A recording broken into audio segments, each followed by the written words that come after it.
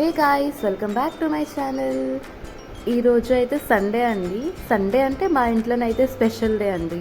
అన్ని రోజుల్లో కాకుండా సండే అంటే ఏదో స్పెషల్గా చేస్తూ ఉంటాం. ఈరోజు మా బివాంష్ ఏమో ఫ్రెంచ్ ఫ్రైస్ అడిగారు. సో వాళ్ళ డాడీ బివాంష్ కోసం ఫ్రెంచ్ ఫ్రైస్ చేస్తున్నారండి.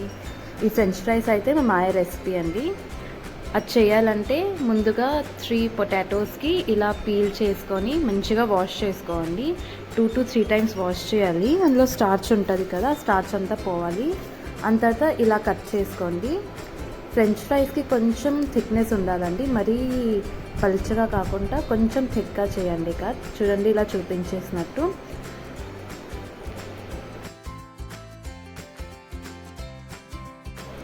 ఇలా కట్ చేసిన ఫ్రెంచ్ ఫ్రైస్కి ఐస్ కూల్ వాటర్లో ట్రాన్స్ఫర్ చేయండి.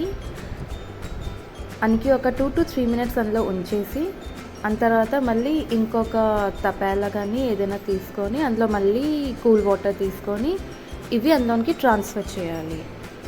ఇలా 2 to 3 టైమ్స్ చేయండి. తర్వాత హాట్ వాటర్ బాయిల్ చేసి అందులో ఈ ఫ్రెంచ్ ఫ్రైస్కి వేసేయాలన్నమాట. అలా ఏంటంటే మనం ఇంకి 70% వరకు కుక్ చేసుకుంటే సరిపోతుందండి. నెక్స్ట్ ఇంకేమో 2 hours ఫ్రీజ్ చేయాలండి.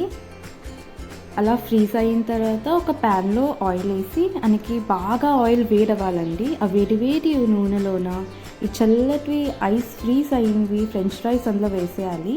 ఇలా స్లోగా కలిపి కొంచెం లైట్గా గోల్డెన్ బ్రౌన్ వచ్చేంత వరకు ఫ్రై చేసుకోవాలండి.